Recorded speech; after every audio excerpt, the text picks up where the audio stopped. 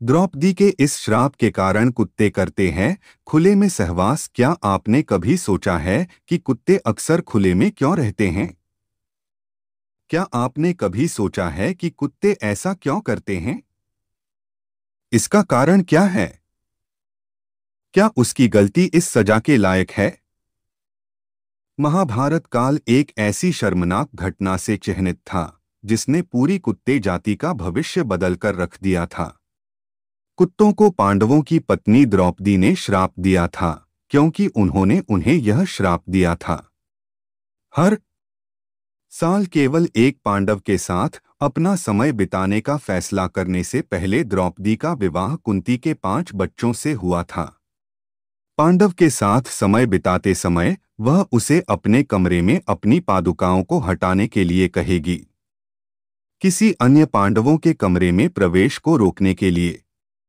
पांडवों में इन बातों को सर्वसम्मत स्वीकृति थी। अर्जुन और द्रौपदी एक दिन द्रौपदी के कमरे में थे। दोनों ने खूब एंजॉय किया। खोई हुई बातों के उस समय में दोनों एक दूसरे की कंपनी का आनंद ले रहे थे।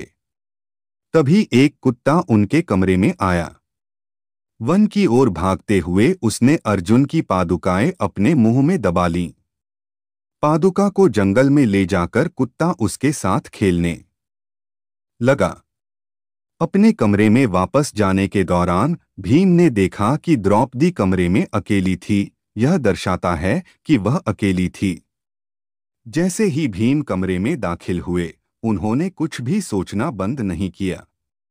भीम अचानक इस तरह द्रौपदी के कमरे में आ गए जिससे वह आग बबूला और लज्जित हो उठी। जब कमरे के बाहर की पादुकाएं संकेत करती हैं कि अर्जुन अंदर है, तो क्रोधित लाल द्रौपदी ने भीम से पूछा कि वह इस तरह कमरे के अंदर कैसे आ सकता है। भीम के अनुसार मैं अंदर आया क्योंकि बाहर पादुकाएं नहीं हैं, इसलिए मैं द्रौपदी को शांत करने में सक्षम था। अगर मैंने पादुका देखी होती तो मेरे लिए अंदर आने का कोई मतलब नहीं होता। तब अर्जुन और भीम कमरे से निकले और पादुका की खोज की। पादुकाओं की खोज में भाई उसी वन में पहुंचे जहां कुत्ते पशुओं के साथ खेल रहे थे। जैसे ही अर्जुन और भीम वन पहुंचे, द्रौपदी भी आ गई। द्रौपदी का क्रोध इतना अधिक था कि जब उसने कुत्ते को पादुका के साथ खेलते देखा तो उसे श्राप दे दिया। शापित कुत्ते ने कहा कि आज मुझे भीम के सामने तुम्हारी वजह से शर्मिंदगी उठानी पड़ रही है, इसलिए मैंने तुम्हें और तुम्हारी पूरी जाति को डोट खुलकर रहने का श्राप दिया और तब से वे पीड़ित हैं। 2 कारणों से यह लोक कथा शास्त्रों में नहीं आती। पहला, इसके अस्तित्व का कोई प्रमाण नहीं है, और दूसरा, सभी जानवर खुल्लम खुल्ला रहते हैं, इसलिए श्राप केवल कुत्तों को दिया गया था। ऐसे लोग हैं जो इसे सच मानते हैं, जबकि कुछ लोग हैं जो इसे इस कारण से काल्पनिक कहते हैं। हमने हमेशा अपनी पौराणिक कथाओं में कुत्तों के बारे में कहानियां सुनाई हैं, और हम आपको यहाँ और बताएंगे। माना जाता है कि प्रकृति में कुत्तों को आने वाली घटनाओं के बारे में पहले से पता होता है। इसके अतिरिक्त कुत्तों में भूतों को देखने की भी क्षमता होती है।